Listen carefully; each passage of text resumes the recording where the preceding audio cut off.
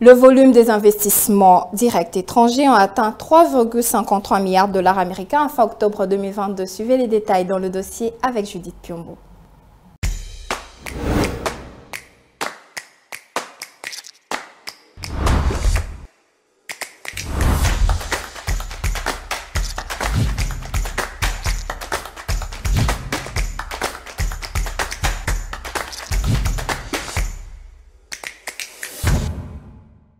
Le dossier du jour, c'est avec vous, Judith Piombo, bienvenue. Merci. Voilà, quel a été l'élément d'attrait pour que le volume des investissements directs étrangers en République démocratique du Congo atteigne le record de 3,53 milliards de dollars américains? D'après les documents du rapport de l'ANAPI, la stabilité du cadre macroéconomique du pays associé à la bonne gouvernance de l'économie ont constitué comme ça un élément d'attrait non négligeable pour les investissements directs étrangers. Et signalons que c'est une première depuis 2019 que les IDE, longtemps restés en deçà de 2 milliards de dollars américains, ont finalement remonté à 3,53 milliards de dollars américains.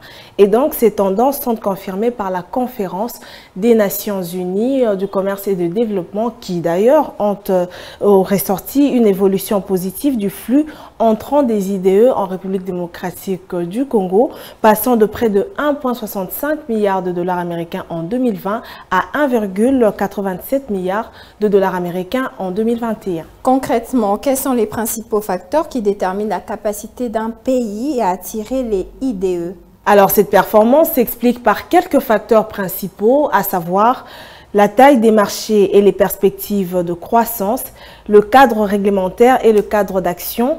On parle aussi du capital des ressources humaines et naturelles, les infrastructures matérielles, financières et technologiques. Et pour finir, l'ouverture aux échanges internationaux à l'accès aux marchés mondiaux, sans oublier les efforts du gouvernement congolais qui ont rendu le pays comme ça accessible et attrayant. Alors, qu'en est-il du secteur de l'industrie et des infrastructures au cours de cette période sous analyse? Au cours de cette période sous analyse, le secteur de l'industrie est en tête avec 1,7 milliard de dollars américains, suivi de celui des infrastructures avec 1,27 milliard de dollars, puis les services avec 1,9 milliard de dollars américains. Et cette performance du secteur des infrastructures est attribuée à l'agrément d'un projet d'utilité publique relatif à la construction de 1038 km de routes dans la province du Sud Bangui pour un coût d'investissement estimé à 1,19 milliard de dollars américains. Et le secteur de l'industrie et des infrastructures ont chacun, comme ça, en 2022, atteint une barre de 1 milliard de dollars américains de décisions d'investissement. Finissons avec le secteur de l'agriculture. Qu'en est-il? Alors, paradoxalement, à cette évolution, le secteur de l'agriculture, lui, est toujours à la traîne avec deux projets pour un volume d'investissement de 18